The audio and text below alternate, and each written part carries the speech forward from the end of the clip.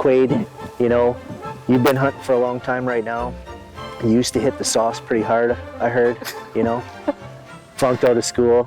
Oh yeah. Can't get a girlfriend. What do you think about all that? Live on the edge, 'cause brother, win or lose, it's all in what you do with the chance you're given. Yeah, through the wind and rain, you feel your heart pounding. You got one shot, what you got? Tell me what's it gonna be? You gotta make the most of this opportunity. If others fail, make sure you succeed. On the edge. The Edge is sponsored by Cabela's and also by Bog Pod, Browning, Buck Expert, Caldwell, Field Torque Knives, Prime Archery, High Mountain Seasonings, HowToHunt.com, Hornady, Polaris, 10-Point Crossbows, Wild Game Innovations Trail Cameras, and Vortex.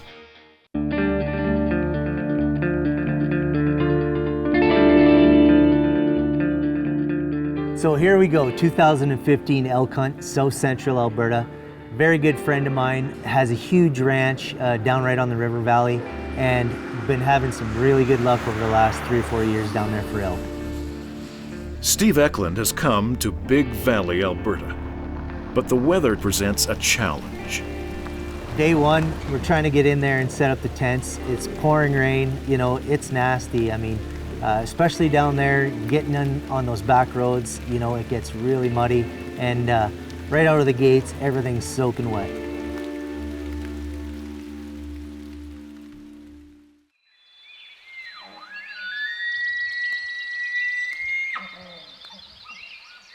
Okay, it's morning of day one here at elk camp. Well, we're just heading back into one of my favorite spots for elk. Just loaded up our packs, got out of the truck, and I heard an elk sound off. Beautiful bugle. Great feeling for the first part of the year. Loving it right now. Despite the weather, it's game on. Just gonna get all set up and head in there and see what happens. The elk typically bugle come the rut. You know, for us, that's usually the first part of September. And it goes for about maybe 3 weeks, and then there's a bit of a lull, and then you can get into what they call the secondary rut, you know, around the 10th, 15th of October. It doesn't take long before an animal is spotted. Oh yeah. There's a bull right there.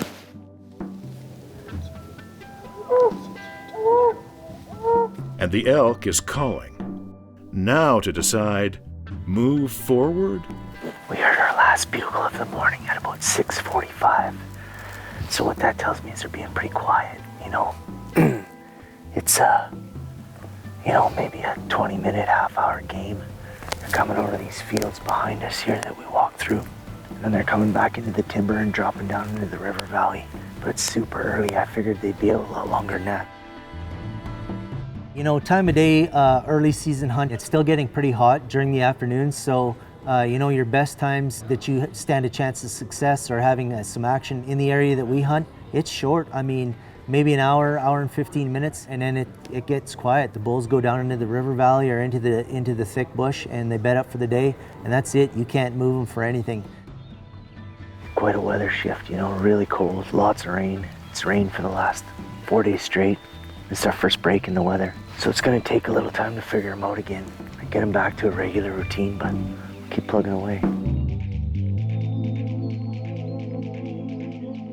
Steve is a seasoned hunter. Years of experience have taught him much. You know, I think it's super important to pass our knowledge along, especially to the younger hunters. All right, well, we're here on the elk hunt, and we're here with good friends, the Cassidys. We got Quade and Mom Cindy. Quade, thanks for letting us come on the land tonight. Yeah. And you saw a big bull this morning. Oh yeah, big wide. He was really wide and had some non-typical points. So Oh, no kidding. he was a big boy. So Your heart must have been racing. yeah, I was excited. That's for sure. Quade's a remarkable young man, dedicated, and you know, he's getting pretty proficient with his bow. And you brought your mom tonight. Oh yeah, she can. She's running camera for you. On the camera. Yeah. No kidding. That's awesome. You know, to get a family out here like this, you know, a mom with her teenage son, that's pretty special. It is special. You know? Yeah. That's awesome. Well, I can't wait to get in there tonight and see if we can't get him in. See if we can get them. Well, let's go chirp away. Already.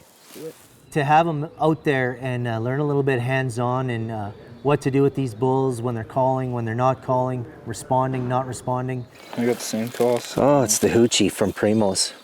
So you see down here, it's got the mew, okay? And then as you rotate it out, it's got lost cow, and then all the way out is estrus. So and the pitch just gets higher. So this time of year, early season, we'll take it to lost cow and leave it right there. All right. The skies have cleared and should make for easier movement. Really important to show those young fellas, you know, as much as we can in order to make them a little more successful, and you know, one day they'll pass down what they've learned to someone else as well. So Quade, where was that bull this morning? He was up on here chasing that other bull around, and then he went down through this bottom and ran into these trees. Okay. So he should. And this where you got the picture of him down here? No, that was actually way over there, and then he ran over here. Okay. So he come sort of kitty corner and then went up into this piece up here. And he was bugling back in there. Okay. I bet you he's wider than most moose. Yeah, like he's over 50 inches. Oh yeah, over that. Easy.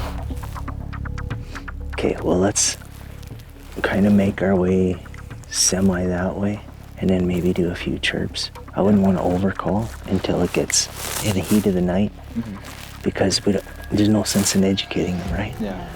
So, and that's why I like to bring a lot of different cow calls, because if you just bring one and you blow on it, and he comes and then he sees you. Oh, then after that he just knows. Educated. You can't use that call anymore. Makes sense. So, let's get a little more, I'll try some calling. When you're calling, do you kind of stay in the trees or you on a hill kind of? I'm pretty aggressive when it comes to elk hunting. Wherever I see them, I'm going to chirp at them.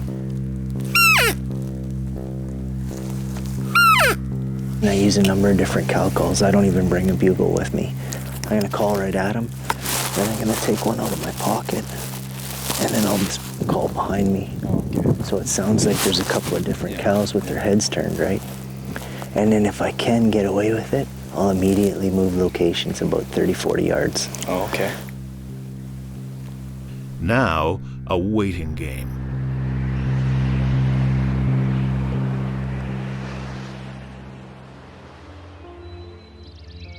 It's the land out here, like it's the whole thing out here. It's just so peaceful. It is, and how often are you ever out and just listening to whatever? Yeah. The peace and quiet. And the birds and the this and the that and the elk and... Wish they'd bugle just one more time. I think he sounded like he was still deep in that bush. In there. Yeah. Coming up, Hey.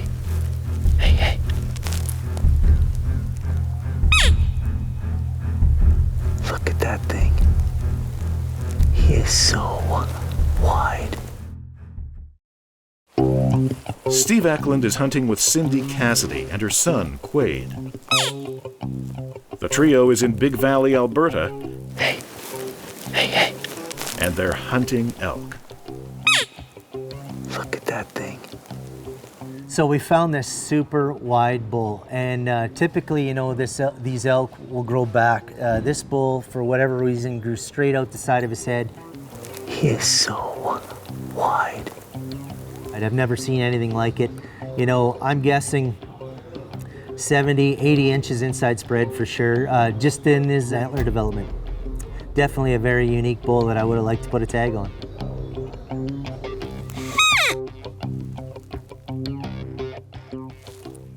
In the distance, another animal. Different bull. Oh, that one over there was the wide one. This one's a big 6. It's a tank. Yeah. Look at that thing. That's 3 feet. Oh, there he is. Big, long 6 points.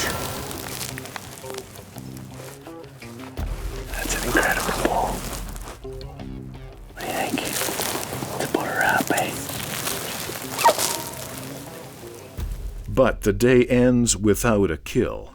They'll overnight in camp. The next morning, an early start. You know, it's early September. It can be really cold, especially getting out of that sleeping bag in the morning. It's nice to get up early, get the coffee brewing, and just sit there and wait. I mean, this hunt, you know, super early. I mean, you're talking 4:30 in the morning. You're up and at it. All right, well, we've been after these bulls now for a couple of days. We're starting to dial it in. We're heading to the northeast corner of this ranch tonight, but having some really good success and seeing some great bulls up there. 2 bulls in particular we're after, one huge 6x6, bull of a lifetime, straight up 350 class kind of bull, and then a crazy non-typical. I mean, this thing, his antlers lay right out to the side, probably talking 70, 80 inches inside spread, just crazy. So anyway, with any luck, we're gonna feed the prime tonight. He's so wide that he's gonna stay in the open when he travels. Well, I would imagine. I think so. Yeah, because he's not gonna want to go through any skinny trails, that's for I don't know sure. how he would get through trees. They flex pretty good, but I've never seen anything like that on an elk before. For Well, that's the widest elk I've ever seen in my life. Yeah.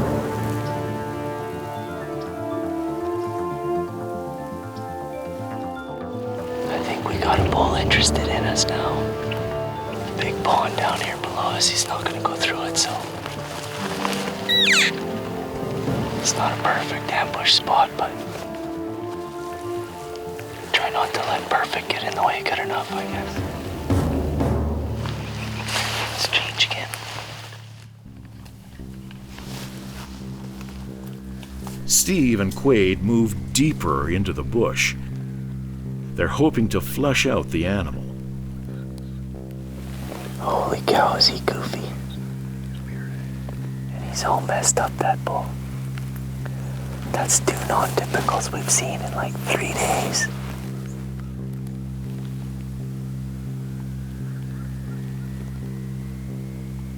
He must be drinking that cooler beer or something.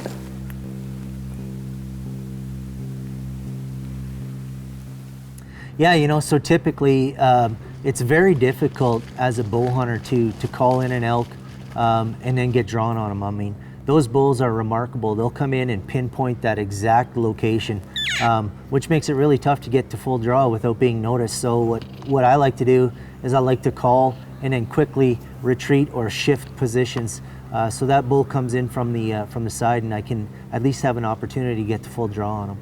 Steve continues to call the bull.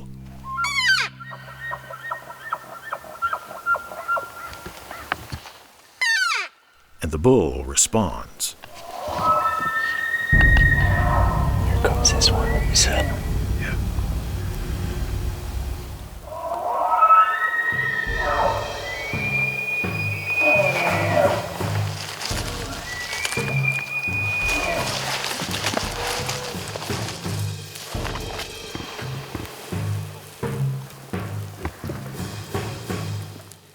Though they didn't get near enough tonight, they have learned more about the elk's movements. Still to come. We snuck in this morning, Yeah. right on top of them, Oh yeah. Yeah, we were right. They were right there. you know? So tonight, hopefully, Yeah. I'm thinking it might happen. Well, I'm hoping so. It's the final day of hunting for Steve and his young friend Quade. This morning, a promising start to the day. So Quade, we set up on them last night. We're getting a really good idea on the pattern of these bulls. They're coming through a couple different pieces of property and heading out into cropland to eat. We snuck in this morning, Yeah. right on top of them, Oh yeah. They were right there. you know? So tonight, hopefully, we'll get there before they do and have them come right by us. We got a couple of spots picked out. Yeah. I'm thinking it might happen. Well, I'm hoping so. Get that big wide one. Oh yeah. Wouldn't that be cool? Oh yeah. All right, well, let's go get after it. Yeah, like I'd get on that side and then hunker down. We'll climb up here and then walk that way there one way or another. They're either gonna come down here or come right by you and go to that pond. Okay, all right. We got in on this location. I sent Quade down around the corner. I chose a location up top. For the last 2 days, we've been seeing these bulls come from the bedding area down to the feeding area, following somewhat the same kind of corridor, having a hunter in each position. I knew one of us was going to get lucky and get a crack. Wind plays a big factor on these hunts. You know, you want to be downwind of your game so they don't smell you. So I like to carry around a little wind checker, and you'll see me spraying that off once in a while. Wind in a lot of these areas, especially in the hollows, can shift and it can swirl. So being cautious of the wind direction is going to play into the success of your hunt always. Steve goes old school. You know, going in there and building that blind, it was pretty fun for me. I mean, it was old school. Back when I first started hunting, there wasn't the fancy ground blinds that we have today and the hub blinds. So you made do with what you had, and you know, whether that's cutting down some willow bushes like we did on this hunt and making a blind, it was a lot of fun. Brought me back to my roots and the heritage of the hunt for me. With all that time on our hands, gives a guy a lot to think about for sure. And you know, some of the times it's funny. I mean, sometimes you're thinking about work, sometimes you're thinking about the hunt, family, you know, just day-to-day things that are going on in your life, and then I'll get sidetracked and I'll go off. You know, I'm very fortunate in this area to have, you know, some exclusive permission, and just thinking about what it'd be like for other guys that, you know, knocked on the door and got turned away, or tried to sneak in, even for that matter. Some of the funny scenarios that could go down, I get a kick out of it, definitely. Geez, there's that son of a gun right there, Coy. Let's go get him. Let's go, Pa.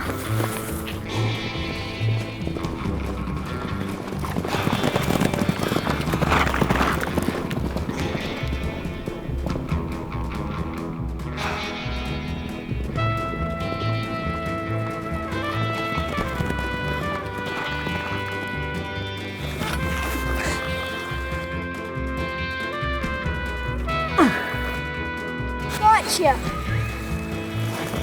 Good job, Coy. We got him this time. All right. No more coming back here. I meant to call. Good job, son.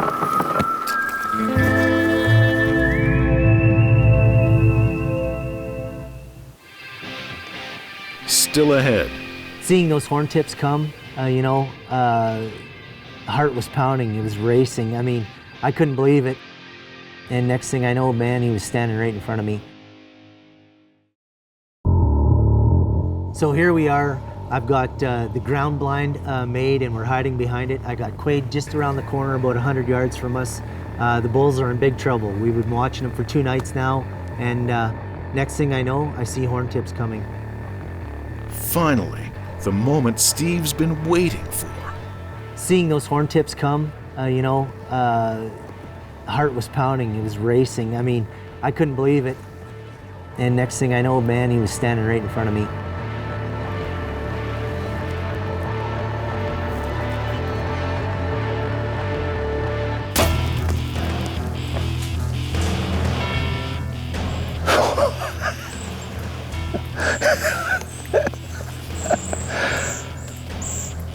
Damn. 40 yards, and he must have read the script, because he stopped right in the shooting lane, and I made a great shot. Go ahead and try to escape that. That's the G5 Striker, fueled by the Prime Ion and sent through the air with victory.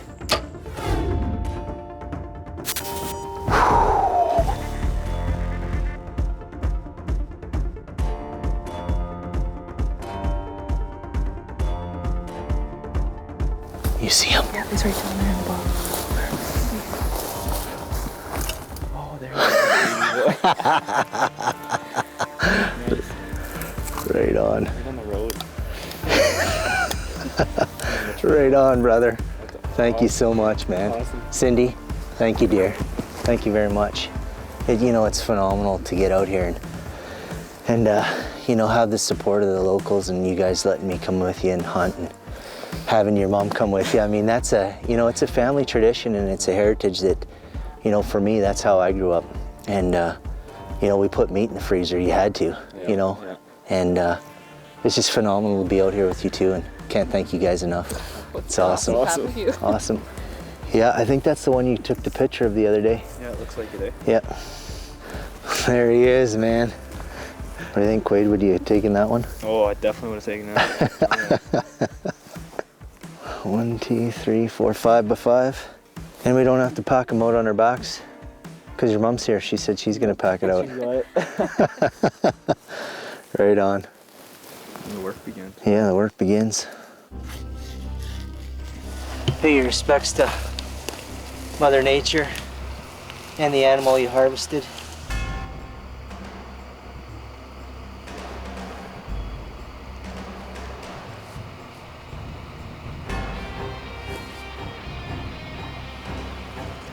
So there I just blessed the 4 corners of the earth in the 4 directions and the 4 winds.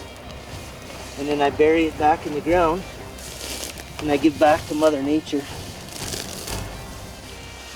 And you know, another animal, whether it be a coyote or a wolf, depending on where you are, comes and has a meal, and circle of life just keeps going. It's a blessing, you know. I always say it, this is a gift that Mother Nature gives you. It's your choice whether you unwrap it. So, I mean, look at this. Here comes your dad with the tractor. I've been on a lot of outfitted hunts that weren't even this organized, and we're calling this a do-it-yourself.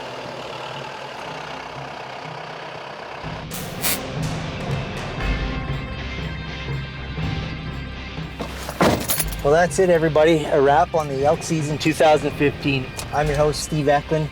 Thanks for tuning into this week's episode of The Edge.